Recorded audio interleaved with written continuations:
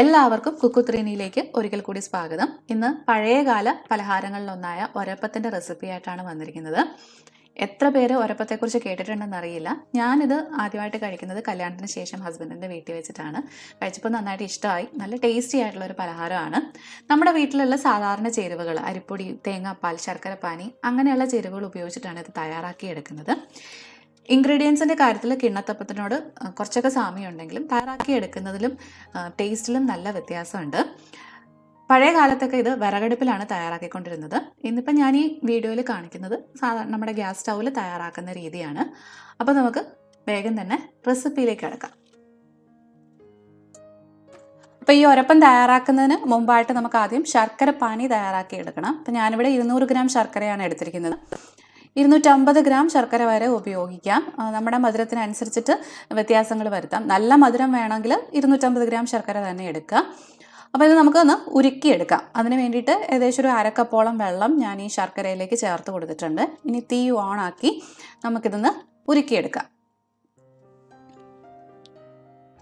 വെള്ളം ഒന്ന് തിളച്ച് തുടങ്ങി നന്നായിട്ടൊന്ന് ചൂടായി വരുമ്പോഴത്തേക്കും ഈ കട്ടകളൊക്കെ സ്പൂൺ വെച്ചിട്ട് ഒന്ന് ഉടച്ചു കൊടുത്താൽ മതി. പെട്ടെന്ന് തന്നെ ഉരുകി കിട്ടും. അപ്പം ശർക്കരപ്പാനി റെഡി ആയിട്ടുണ്ട്. ഞാനിപ്പോൾ തീ ഓഫ് ചെയ്തിട്ടുണ്ട്. ഇനി നമുക്ക് ബാക്കി ആവശ്യമായിട്ടുള്ള ചേരുവകൾ എന്തൊക്കെയാണെന്ന് നോക്കാം. ഇത് 1 കപ്പ് അരിപ്പൊടിയാണ്. വറുത്ത അരിപ്പൊടിയാണ് ഞാനിവിടെ എടുത്തിരിക്കുന്നത്. എൻ്റെയൊക്കെ വീട്ടിൽ ഇത് വറുത്ത അരിപ്പൊടി ഉപയോഗിച്ചിട്ടാണ് തയ്യാറാക്കാറുള്ളത്. പക്ഷേ എനിക്ക് തോന്നുന്നു ചില സ്ഥലങ്ങളിൽ ഇത് വറുക്കാത്ത അരിപ്പൊടി ഉപയോഗിച്ചിട്ടും ചെയ്യാറുണ്ട്. പിന്നെ വേണ്ടുന്നത് തേങ്ങാപ്പാലാണ്. നല്ല കട്ടി തേങ്ങാപ്പാൽ തന്നെ 3 കപ്പാണ് എടുത്തിരിക്കുന്നത്. ഏകദേശം ഒരു തേങ്ങയുടെ പാലുണ്ടത്. പിന്നെ വേണ്ടുന്നത് ഒരു മുട്ട, ഒരു 1/4 ടീസ്പൂണോളം ജാതിക്ക നന്നായിട്ട് പൊടിച്ചതും 1/2 ടീസ്പൂൺ ഏലക്ക പൊടിച്ചതുമാണ്. അപ്പോൾ നമുക്കിനി ഒരപ്പം തയ്യാറാക്കാൻ വേണ്ടിയിട്ട് തുടങ്ങാം.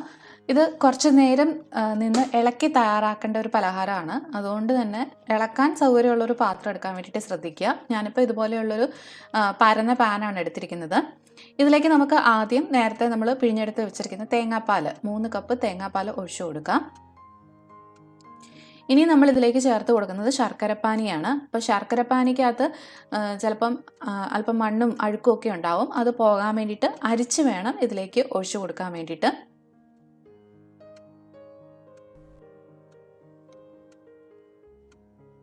ഇത് രണ്ടും കൂടെ നമുക്കൊന്ന് മിക്സ് ചെയ്ത് കൊടുക്കാം.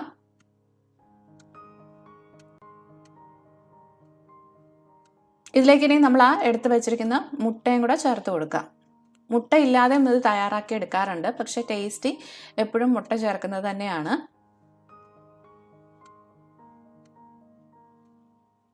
അതും നന്നായിട്ടൊന്ന് യോജിപ്പിച്ചെടുക്കുക. ഇനി നമ്മൾ ചേർത്ത് കൊടുക്കാൻ പോകുന്നത് എടുത്തു വെച്ചിരിക്കുന്ന അരിപ്പൊടിയാണ്. അരിപ്പൊടിയും കൂടെ ചേർത്ത് കട്ടയില്ലാതെ നന്നായിട്ടൊന്ന് യോജിപ്പിച്ചെടുക്കണം.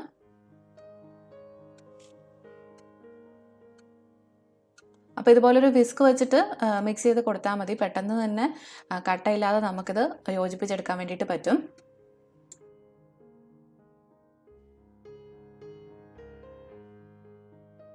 ഇപ്പോൾ ദാ ആ അരിപ്പൊടിയൊക്കെ ഒട്ടും തന്നെ കട്ടയില്ലാതെ തേങ്ങാപ്പാലിലേക്ക് മിക്സ് ചെയ്തെടുത്തിട്ടുണ്ട്. ഇനി നമുക്ക് അടുപ്പിലേക്ക് വെച്ച് കൊടുത്തിട്ട് തീ ഓണാക്കാം. ഇനി ഇത് കുറുക്കിയെടുക്കുകയാണ് ചെയ്യേണ്ടത്. അപ്പോൾ ലോ ടു മീഡിയം ഫ്ലെയിമിൽ ഇട്ടിട്ട് വേണം ഇത് കുറുക്കിയെടുക്കാൻ വേണ്ടിയിട്ട്.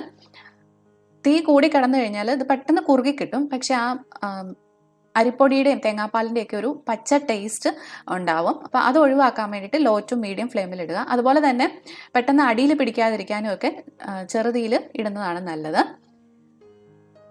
കൈ വിടാതെ ഇളക്കി കൊടുക്കാൻ വേണ്ടിയിട്ട് ശ്രദ്ധിക്കുക. ഒരു 15 മുതൽ 20 മിനിറ്റ് വരെ എടുക്കും ഇത് നന്നായിട്ടൊന്ന് കുറുകിയെടുക്കാൻ വേണ്ടിയിട്ട്. അത്രയും നേരം ചെറുതീയിലിട്ട് ഇതുപോലെ ഇളക്കി കൊടുത്തുകൊണ്ടേ ഇരിക്കുക. കണ്ടോ, ഇപ്പോൾ ഇത് നന്നായിട്ട് കുറുകി തുടങ്ങിയിട്ടുണ്ട്. ചെറിയ ചെറിയ കട്ടകളൊക്കെ അവിടെ ഇവിടെയും കാണുന്നുണ്ട്. അത് കാര്യമാക്കണ്ട. നമ്മളിത് തിക്കാക്കി എടുക്കുമ്പോഴത്തേക്കും ആ കട്ടകളൊക്കെ അങ്ങ് മാറിക്കോളും. കൈ വിടാതെ തന്നെ ഇളക്കി കൊടുത്തോണ്ടേ ഇരിക്കുക. ഈ ഒരു സമയത്ത് നമ്മൾ കൈ വിട്ടിട്ട് മാറിപ്പോയി കഴിഞ്ഞ് കഴിഞ്ഞാൽ പെട്ടെന്ന് ഇത് അടിയിൽ പിടിക്കുകയൊക്കെ ചെയ്യും. അപ്പോൾ ഈ ഒരു കുറുക്കം ആയി കഴിയുമ്പോഴത്തേക്ക് ഇതിലേക്ക് നമുക്ക് ഏലക്കാപ്പൊടിയും ജാതിക്കാപ്പൊടിയും കൂടെ ചേർത്ത് കൊടുക്കാം. എന്നിട്ട് അതും നന്നായിട്ട് ഇതിലേക്ക് യോജിപ്പിച്ചെടുക്കണം. ഇനി ഇത് പെട്ടെന്ന് തന്നെ തിക്കായി കിട്ടും.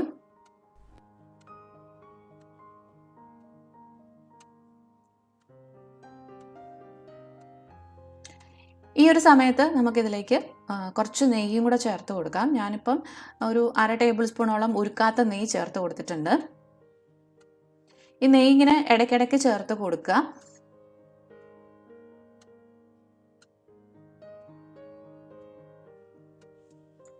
ഇപ്പോൾ കണ്ടോ കുറേ കൂടെ തിക്കായിട്ട് വന്നിട്ടുണ്ട്. അപ്പോൾ ഞാൻ ഇതിലേക്ക് കുറച്ചുകൂടെ നെയ്യ് ചേർത്ത് കൊടുക്കുവാണ്. അപ്പോൾ ഏകദേശം ഒരു 1.5 ടേബിൾ സ്പൂണോളം ഉരുക്കാത്ത നെയ്യ് ഞാൻ ഇതിലേക്ക് ചേർത്ത് കൊടുത്തിട്ടുണ്ട്. നെയ്യുടെ അളവൊക്കെ നമ്മുടെ ഇഷ്ടത്തിനനുസരിച്ചിട്ട് വ്യത്യാസങ്ങൾ വരുത്താം കേട്ടോ. നല്ലപോലെ നെയ്യുടെ രുചി ഇഷ്ടമുള്ളവരാണെന്നെങ്കിൽ കൂടുതൽ ചേർത്ത് കൊടുക്കുക. എനിക്കിപ്പം ഈ 1.5 ടേബിൾ സ്പൂൺ എന്നുള്ളത് നല്ല കറക്റ്റ് ആയിട്ടുള്ളൊരു അളവാണ്.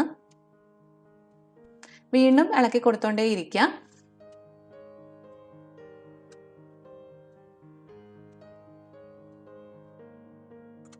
നന്നായിട്ട് തിക്കായി സൈഡിൽ നിന്നൊക്കെ വിട്ട് കിട്ടുന്നതാണ് അതിൻ്റെ പരുവം. നമ്മൾ ഹൽവയൊക്കെ ചെയ്യുമ്പം കിട്ടാറില്ലേ, അതുപോലെ തന്നെ കണ്ടോ ഇതുപോലെ നമുക്കൊന്ന് ഉരുട്ടിയെടുക്കാവുന്നൊരു പരുവമായിരിക്കണം.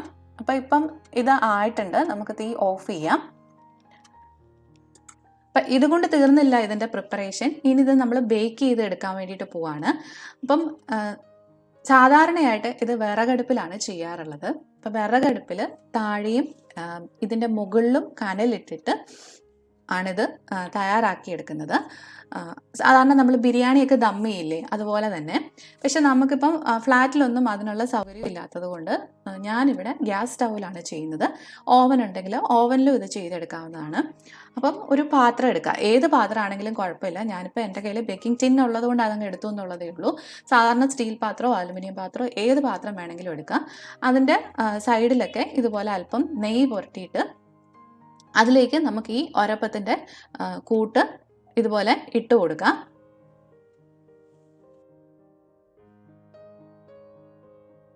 അതിനുശേഷം ഈ സ്പൂൺ വെച്ചിട്ട് തന്നെ ഇതുപോലെ നന്നായിട്ടൊന്ന് ലെവൽ ചെയ്ത് കൊടുക്കുക. ഒരല്പം വെള്ളത്തിൽ നമ്മുടെ കൈ മുക്കിയിട്ട് ഒന്ന് ലെവൽ ചെയ്ത് കൊടുത്താലും മതി.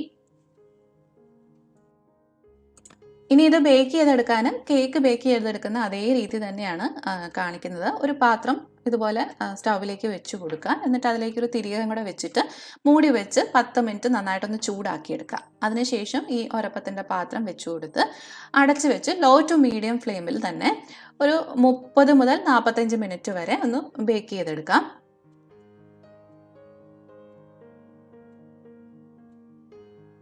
ഇപ്പം ഏകദേശം ഒരു 45 മിനിറ്റ് ആയിട്ടുണ്ട്. ഒന്ന് തുറന്ന് നോക്കാം. ഇത് കണ്ടോ, ഈ സൈഡിൽ നിന്ന് ഇതുപോലെ വിട്ട് വിട്ട് വരുന്നതാണ് അതിൻ്റെ പരുവം. അപ്പം നമ്മൾ വിറകടുപ്പിലൊക്കെയാണ് ചെയ്യുന്നതെങ്കിൽ ഈ മുകൾ ഭാഗമൊക്കെ നന്നായിട്ടൊന്ന് മൊരിഞ്ഞു വരും. നമ്മളിപ്പം സ്റ്റൗവിൽ വെച്ചിരിക്കുന്നത് കൊണ്ട് മുകളിൽ ആ ഒരു നന്നായിട്ടുള്ള ആ മൊരിഞ്ഞു വരുന്നത് വരില്ല, പക്ഷെ അടി നന്നായിട്ട് ആയിട്ടുണ്ടാവും. ഞാനിത് പുറത്തേക്ക് എടുത്തിട്ടുണ്ട്. ഇനി ഇത് നന്നായിട്ട് തണുക്കാൻ വേണ്ടിയിട്ട് വിടണം കേട്ടോ. നല്ലപോലെ തണുത്തതിന് ശേഷമാണ് നമ്മളിത് കട്ട് ചെയ്തെടുക്കുന്നത്. അപ്പം നമ്മുടെ ഒരപ്പം നന്നായിട്ട് തണുത്തിട്ടുണ്ട്. ഏകദേശം ഒരു 2 മണിക്കൂർ ഞാൻ തണുക്കാൻ വേണ്ടിയിട്ട് മാറ്റി വെച്ചിരുന്നു. തണുത്ത് കഴിഞ്ഞപ്പോൾ കണ്ടോ കളറിലും അതുപോലെ തന്നെ ആ ടെക്സ്ചറിലും ഒക്കെ ചെറിയൊരു വ്യത്യാസം വന്നിട്ടുണ്ട്. ഇനി ഇത് നമുക്ക് വേറൊരു പാത്രത്തിലേക്ക് കമഴ്ത്തി ഇട്ട് കൊടുക്കാം. കമഴ്ത്തി ഇടാൻ വേണ്ടിയിട്ട് വളരെ എളുപ്പമാണ്. നമ്മളതിൻ്റെ സൈഡിൽ കൂടെയൊക്കെ നെയ്യ് പറ്റിയിട്ടുണ്ട്. അതുകൊണ്ട് തന്നെ പെട്ടെന്ന് തന്നെ ഇത് വിട്ട് കിട്ടും. ജസ്റ്റ് ഇതുപോലെ ഒന്ന് കമഴ്ത്തി കൊടുത്താൽ മതി. കണ്ടോ, നല്ല സോഫ്റ്റ് ആയിട്ടാണ് നമ്മുടെ ഒരപ്പം ഇരിക്കുന്നത്. നല്ലപോലെ സെറ്റായി ഒക്കെ വന്നിട്ടുണ്ട്. ഇനി ഇത് കട്ട് ചെയ്തും കൂടെ കാണിച്ചു തരാം. നല്ല സോഫ്റ്റ് ആയിട്ടാണ് ഇരിക്കുന്നത്. അതുപോലെ തന്നെ നല്ല ടേസ്റ്റിയാണ്. ആ തേങ്ങാപ്പാലും ശർക്കരയും എല്ലാം കൂടെ ആകുമ്പോൾ നല്ല ടേസ്റ്റിയാണ്. മറക്കാതെ എല്ലാവരും ഇത് ഉണ്ടാക്കി നോക്കൂ. പിന്നെ സാധാരണ ഏത് റെസിപ്പിയിലുള്ളതുപോലെ തന്നെ ചെറിയ ചെറിയ വ്യത്യാസങ്ങളൊക്കെ ഇതിലും ഉണ്ടാകും. എൻ്റെ വീട്ടിൽ ചെയ്യുന്ന രീതിയാണ് ഞാൻ ഈ വീഡിയോയിൽ കാണിച്ചിരിക്കുന്നത്. പിന്നെ ചില സ്ഥലങ്ങളിലൊക്കെ നെയ്ക്ക് പകരമായിട്ട് വെളിച്ചെണ്ണ ഉപയോഗിക്കാറുണ്ട്. അതുപോലെ തന്നെ പെരിഞ്ജീരകത്തിൻ്റെ പൊടി ചേർത്തും കാണാറുണ്ട്. അപ്പോൾ അങ്ങനെയുള്ള ചെറിയ ചെറിയ വ്യത്യാസങ്ങളുണ്ടാവും. പക്ഷേ ഏതാണെങ്കിലും ടേസ്റ്റ് നല്ല അടിപൊളിയാണ്, അതിന് യാതൊരു സംശയവും ഇല്ല. അപ്പോൾ എല്ലാവരും മറക്കാതെ ഇത് ട്രൈ ചെയ്ത് നോക്കുക. പലർക്കും പുതിയൊരു പലഹാരമായിരിക്കാം ഇത്, പലർക്കും മറന്നുപോയൊരു പലഹാരമാകാം. അപ്പോൾ എല്ലാവരും ട്രൈ ചെയ്ത് നോക്കുക. ട്രൈ ചെയ്ത് നോക്കിയിട്ട് മറക്കാതെ ഫീഡ്ബാക്ക്സ് എന്നെ അറിയിക്കുക. അപ്പോൾ ഈ റെസിപ്പി നിങ്ങൾക്ക് ഇഷ്ടമായിട്ടുണ്ടെങ്കിൽ ലൈക്ക് ചെയ്യുക, കമൻറ്റ് ചെയ്യുക, ഷെയർ ചെയ്യുക. സബ്സ്ക്രൈബ് ചെയ്യാത്തവരാണെങ്കിൽ സബ്സ്ക്രൈബ് ചെയ്യാനും മറന്നു പോകണ്ട. സബ്സ്ക്രൈബ് ചെയ്യുമ്പോൾ മറക്കാതെ അടുത്തുള്ള ബെല്ലൈക്കണും കൂടെ ഒന്ന് ക്ലിക്ക് ചെയ്ത് ഓൾ എന്ന ഓപ്ഷൻ ഒന്ന് എനേബിൾ ചെയ്യണം. എന്നാലേ ഉള്ളൂ ഞാൻ പുതിയ വീഡിയോസ് അപ്ലോഡ് ചെയ്യുമ്പം അതിൻ്റെ നോട്ടിഫിക്കേഷൻസ് നിങ്ങൾക്ക് കിട്ടുകയുള്ളൂ. അപ്പോൾ വീണ്ടും വേറൊരു റെസിപ്പി ആയിട്ട് കാണാം. അതുവരെ ബൈ ബൈ, ടേക്ക് കെയർ.